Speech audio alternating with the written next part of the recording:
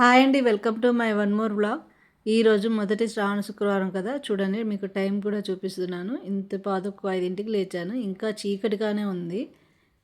తొందరగా లేచేసి మొదటి శ్రావణ శుక్రవారం కదా! పూజ చేసుకోవాలి కదా! అలాగే పిల్లలకి బాక్సులు కట్టి స్కూల్‌కి పంపించాలి. సో, అందుకని చకచకా ఊడ్చేసుకున్నాను. ఊడ్చేసుకున్న తర్వాత నేను ఆల్రెడీ నిన్న సాయంత్రమే ఇంటి చుట్టూ ఊడ్చేసి శుభ్రంగా కడిగి పెట్టుకున్నాను. అందుకని నీళ్ళు చిలకరించేసుకొని ముగ్గు వేసేసుకుంటున్నాననమాట. టైల్స్ కదా! బాగా శుభ్రంగా కడగాలి. అంటే మళ్ళీ బాగా తడిగా ఉంటే ముగ్గు అనేది చెరిగిపోతుందని చెప్పేసి నిన్న నైట్ అంతా కడిగేసుకున్నాను. ఎంత నైట్ మొత్తం కడిగినా కానీ నైటే శుభ్రం చేసి పెట్టుకున్నా కానీ మనం మళ్ళీ కొంచెం కల్లాపనది చల్లుకోవాలి కదా! అందుకని చిన్నగా నీళ్ళన్నీ చిలకరించేసుకున్నాను. ఇలా నీళ్ళన్నీ చిలకరించుకున్న తర్వాత తులసి కోట ముందు కూడా ముగ్గు వేసేసుకొని దీపం పెట్టుకునే దగ్గర ముగ్గు వేసుకున్నాను. తర్వాత ఎదురుగా తులసి కోటకి ఎదురుగా కూడా ముగ్గు వేసుకొని ఇంటి ముందు కూడా ముగ్గు వేసుకుంటున్నాను. తామర పువ్వు ముగ్గు వేస్తున్నాను. ఏ ముగ్గు వేసినా కానీ ఏంటో మా టైల్స్ మీద అసలు వేసిన ముగ్గు అనేదే కనిపించదు.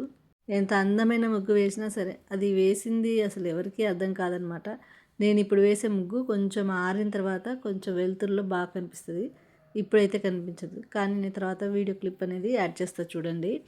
ఇలా చకచకా ముగ్గు వేసుకున్న తర్వాత గడపను కూడా కడిగేసుకున్నాం కదా! గడప దగ్గర పసుపు కుంకుమలు పెట్టేసుకోవాలి. పసుపు రాసేసుకొని ముగ్గుతో వేసేసుకున్న తర్వాత కుంకుమ బొట్లు కూడా పెట్టేసుకొని రెడీ చేసుకోవాలి. రెడీ చేసుకున్నాను అనమాట ఇలాగా. అంటే రోజు నైటీలోనే ఉంటాము. కాకపోతే వీడియో కోసం చీర కట్టుకోవాలని కట్టుకున్నాను. నైటీలో అయితే బాగోదు కదా! చూడండి ఇంకా సరిగ్గా తెల్లారని కూడా తెల్లారలేదు. ఇప్పుడు నేను వంట స్టార్ట్ చేస్తున్నాను అనమాట. ఈరోజు సాంబార్ చేస్తున్నాను. టిఫిన్ ఏం చేయట్లేదు. టిఫిన్ ఏం చేయకపోయినా కానీ తొందరగా ఎందుకు లేసాను అంటారా? సాంబార్ అనేది కొంచెం ఎక్కువసేపు ఉడికితేనే టేస్ట్ ఉంటుంది కదా! సాంబార్ చేయాలి. పైగా పూజ కాబట్టి పూజ చేసుకోవాలి అనుకుంటున్నాం కాబట్టి ముందుగానే లేచి ఇల్లంతా శుభ్రం చేసుకోవాలి కాబట్టి ముందుగానే శుభ్రం చేసుకున్నాను. ఎప్పుడైనా నేను శుక్రవారం పూజ చేస్తాను అంటే ముందు రోజు గురువారం ఖచ్చితంగా అన్నీ శుభ్రం చేసి పెట్టుకుంటాను. పూజ గది అలాగే దేవుడి దీప సామాన్లు అవన్నీ ముందుగానే శుభ్రం చేసి పెట్టుకుంటా. ఇక కందిపప్పుని రైస్ కుక్కర్లో వేసేసి దాన్ని శుభ్రంగా కడిగేసి కొంచెం వాటర్ వేసేసి దాన్ని ఉడకపెట్టేస్తున్నాను. ఈలోపు సాంబార్ కోసమని క్యారెట్, బెండకాయలు, ఉల్లిపాయ, పచ్చిమిర్చి, టమాటా ఇవన్నీ పెద్ద పెద్ద పీసులుగానే కట్ చేసుకున్నాను. సాంబార్కి ఎలా కట్ చేసుకోవాలో తెలుసు కదా! క్లియర్గా చూపించట్లేదు. బట్ ఎందుకంటే అందరికీ తెలిసే ఉంటుంది కదా అని. ఎవరికైనా కావాలి అంటే కామెంట్ చేయండి. నేను ఒక వీడియో చేస్తాను సాంబార్ని. నేను ఈ సాంబార్లో అందరూ ఎక్కువగా అయితే సొరకాయలు, దోసకాయలు అన్నీ వేస్తారు. ప్రస్తుతానికి నా దగ్గర అవి ఏమీ లేక ఓన్లీ క్యారెట్ అలాగే బెండకాయ ఈ రెండింటితోటే సాంబార్ చేస్తున్నాను. కానీ చాలా బాగా వచ్చింది. మా పిల్లలు అసలు టేస్ట్ చాలా బాగుందని చెప్పారనమాట తినేసి. యాజ్ ఏ హౌస్ వైఫ్గా మనం కోరుకునేది ఏంటండి, చేసే వంట పిల్లలకి, భర్తకి బాగా నచ్చాలి. వాళ్ళు కడుపు నిండా తినాలి అనే కదా ఆలోచిస్తాము. సో యాజ్ ఈజ్ నేను అలాగే ఆలోచిస్తాను. టిఫిన్ చేయొచ్చు. మా ఇంట్లో టిఫిన్కి అయితే ఒకటే ఒక గొడవ బాగా ఉంది. అది మీ ఇళ్ళలో కూడా ఉందో ఏమో నాకైతే తెలియదు. కానీ మా ఇంట్లో ఏంటంటే మా చిన్నోడికేమో పల్లి చట్నీ ఇష్టం, మా పెద్దోడికేమో టమాటా చట్నీ ఇష్టం. సరే వీళ్ళకి ఇలా ఇష్టం కదా, ఒకరి ఇష్టాన్ని ఇద్దరికీ ఒకేసారి చేస్తే మళ్ళీ చట్నీలు ఏదైనా వేస్ట్ అవుతాయి. ఇద్దరివి రెండు చట్నీలు ఒకే రోజు ఎందుకు అనేసి ఒకరోజు టమాటా ఒకరోజు పల్లి చేస్తా. అక్కడ వచ్చిందండి అసలు ప్రాబ్లం. టమాటా చేసిన రోజు పెద్దోడు తింటాడు, పల్లీలు చేసిన రోజు చిన్నోడు తింటాడు. కానీ ఇద్దరు అడ్జస్ట్ అయ్యి మాత్రం తినరు. ఒకరు ఇది చేసిన రోజు ఇంకొకరు ఉపవాసమే ఉంటారు. అందుకే అసలు ఇదంతా కాదు, మీ సంగతి ఇలా ఉందా అని చెప్పి నేను అసలు టిఫినే చేయడం మానేశాను. అప్పటికైనా వాళ్ళకి బోర్ కొట్టి సరే మమ్మీ తింటామంటారేమో అని. ఇద్దరు పిల్లలు ఉన్న దగ్గర ఇలాంటి గొడవలన్నీ కామన్ కదా. సరే నా మాటకు వస్తే నేను ఇటు పక్క సాంబార్కి పెట్టేసి పప్పు పెట్టేసి ఇంకో పక్క టీ కూడా పెట్టేశాను. ఇప్పుడు పప్పు అయితే ఉడికిపోయింది. సాంబార్ కోసమని గిన్నె పెట్టేసుకున్నాను. రైస్ కుక్కర్ అయితే కొంచెం మందం తక్కువ ఉంటుంది, గ్యాస్ ఎక్కువ అవ్వదు, అలాగే బాగా ఉడికిపోతుంది కదా. రైస్ కుక్కర్ ఆల్రెడీ వాడేసి ఉన్నాము అని చెప్పి మనకి పెద్ద పెద్ద గిన్నెలు ఎందుకని ఇప్పుడు రైస్ కుక్కర్లో చేసేస్తున్నాను నేను. గ్యాస్ మీదే రైస్ కుక్కర్ గిన్నె పెట్టి చేసేస్తున్నాను సాంబార్ని. సో ఆయిల్ వేసుకొని అందులోకి ఎల్లిపాయ రెబ్బలు దంచుకొని అందులో వేయండి. అవి వేగాక అప్పుడు ఎండుమిర్చి, కరివేపాకు, జీలకర్ర, ఇంగువ ఇవన్నీ వేసి కొంచెం వేయించుకున్న తర్వాత అప్పుడు మనం కట్ చేసి పెట్టుకున్న ఉల్లిపాయ, పచ్చిమిర్చి వేసి కొంచెం సాల్ట్ కాసేపు మూత పెట్టి మగ్గనివ్వాలి. ఇది కొంచెం సాల్ట్ తోటి ఉల్లిపాయ అనేవి కొంచెం మగ్గిన తర్వాత అప్పుడు మిగతావి క్యారెట్, బెండకాయ అలాగే టమాటా ఇవన్నీ వేసి ఉప్పు వేసి కొంచెం కాసేపు మగ్గనివ్వాలి. ఇవి కూడా మగ్గిన తర్వాత అప్పుడు పచ్చిమిర్చి కారం, పసుపు ఇవి కూడా వేసేసి మగ్గనిచ్చి బాగా మగ్గిన తర్వాత అప్పుడు మనం ఉడకపెట్టుకున్న పప్పులో రుబ్బేసుకొని చింతపండు కూడా పిసిగేసుకొని అందులో వేసుకోవాలి. ఈజీ ప్రాసెస్ అండి సాంబారు. అసలు చాలా బాగుంటుంది. ఈలోపు ఇక రైస్ కూడా కడిగేసి పెట్టేశాను. ఇప్పుడు టీ తాగేస్తున్నాను. మా వారితో కలిసి తాగుతాను, కానీ ఆయన ఈరోజు ఇంకా లెగలేదనమాట. సో ఈలోపే పొద్దున్న లేవగానే టీ పడకపోతే మనకి అసలు కుదరదు కదా, అందుకే ముందుగా నేనే తాగేశాను ఫస్ట్. తర్వాత ఆయన లేచాక ఆయనకి పోసేద్దాంలే అనేసి నేను తాగేశాను. ఇక ఈ పక్క రైస్ అయితే ఉడికిపోతుంది. ఇంతలోనే పప్పు రుబ్బేసుకొని ఇక అందులోకి చింతపండు గుజ్జు తీసేసి వేసేసుకున్నాను.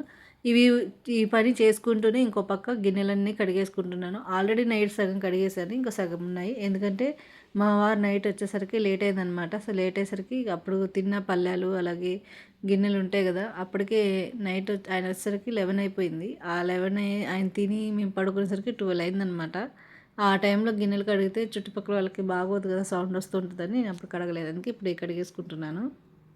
ఇక ఇవన్నీ చారు కూడా అవన్నీ వేసేసి మసలిచ్చి కొద్ది బాగా మసిలిన తర్వాత ఇప్పుడు ఇందులోకి సాంబార్ పౌడర్ వేసుకొని ఉడికించుకోవాలి.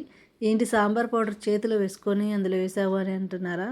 దానికి నెగిటివ్ కామెంట్ పెట్టకండి. ఈ మధ్య మనకి బయట అమ్మే పొడులు, చికెన్ మసాలా కానీ సాంబార్ పౌడర్ కానీ ప్యాకెట్స్లో అమ్ముతారు కదా, అవి స్టాక్ ఉంటాయి. ఆ స్టాక్ అనేవి అందులోకి పురుగులు వస్తాయి అనమాట. నాకు ఒక చికెన్ మసాలా ప్యాకెట్లో పురుగులు కనిపించాయి. అందుకని చేతిలో వేసుకొని ముందు చూసి అందులో ఏమి లేకపోతేనే వేస్తా. సో ఇక అయిపోయింది, కూర అయిపోయింది. పిల్లలు కూడా స్కూల్కి వెళ్ళిపోయారు. ఆయన కూడా టీ తాగి వెళ్ళిపోయారు. ఇక నెక్స్ట్ నేను హడావుడిగా స్నానం చేసేసుకొని కాలికి పసుపు రాసేసుకొని పూజ స్టార్ట్ చేసుకున్నాను. అసలు శ్రావణ మాసం కథ ఏంటి? శ్రావణ మాసంలో శివుడికి నీళ్లు ఎందుకు పోస్తారు? దాని వెనుక గల కథ ఏంటి చెప్పనా? పురాణాల ప్రకారం ఒకప్పుడు దేవతలు, అసురులు కలిసి అమృతం కోసం క్షీరసాగర మథనం ప్రారంభించారు.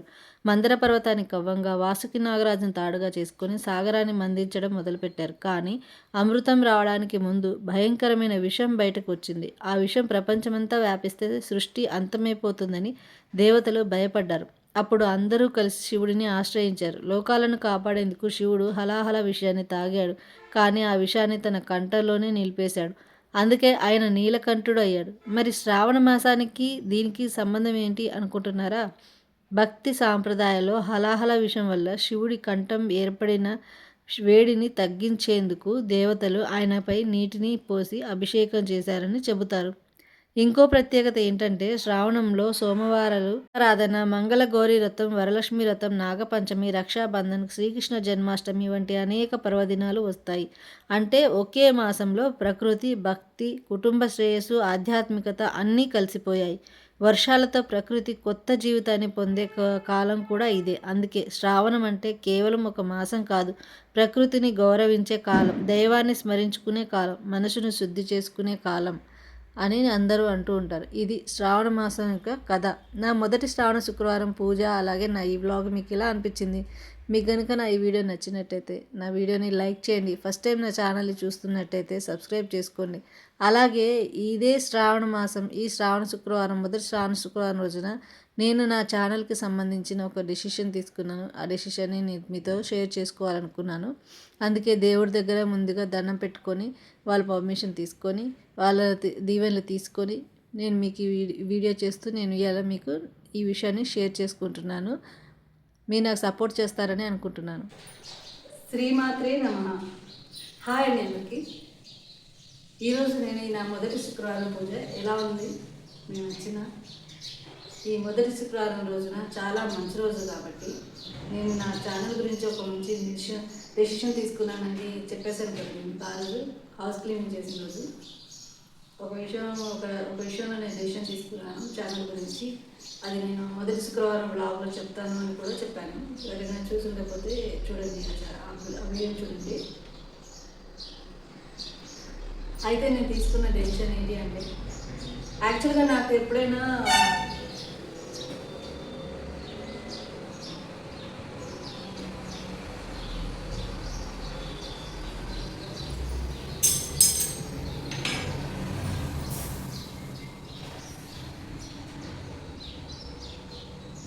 నా మనసుకి ఏదైనా అనిపించినప్పుడు నేను అది చేయకుండా ఉంటే నాకు అసలు మంచిగా అందదు అనమాట. నేను నా మనసుకి ఏదనిపిస్తే అది చేసుకుంటూ పోతాను ప్రతి విషయంలోనూ.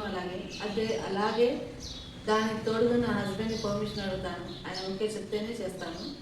అలాగని చెప్పకుండా ఉండరు ఆయన, అడగగానే చెప్పేస్తారు. అలాగే యూట్యూబ్ ఛానల్ గురించి కూడా నేను ఫస్ట్లో ఛానల్ పెడతాను అంటే ఓకే అన్నారు. అప్పుడు నాకు ఛానల్ గురించి పెద్ద ఐడియా లేదు. నేను ఏదో స్క్రోల్ చేస్తూ ఉంటే యూట్యూబ్ కనిపించి యూట్యూబ్లో అందరు చేస్తుంది కనిపించేసి అది చేస్తుంటే మనం చేయించుకురా అని చేశాను. వంట ఛానల్ పెట్టాను, మనం కనబడకుండా చేద్దామని. అప్పుడు పెద్దగా తెలియదు నాకు అనమాట. తర్వాత అయితే కనిపిస్తే ఏమవుతుందిలే అని అనిపించి విజయ్ హౌస్ వైఫ్తో మంచి చేస్తున్నాను.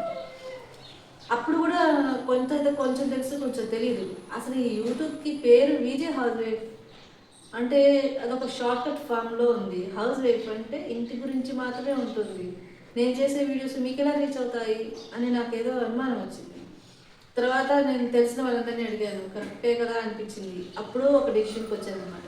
అందుకే ఈ మొదట శ్రావణ శుక్రవారం రోజునే నేను నా ఛానల్లో పేరు మార్చాలనుకుంటున్నాను. అదే విజయలక్ష్మి బ్లాగ్స్.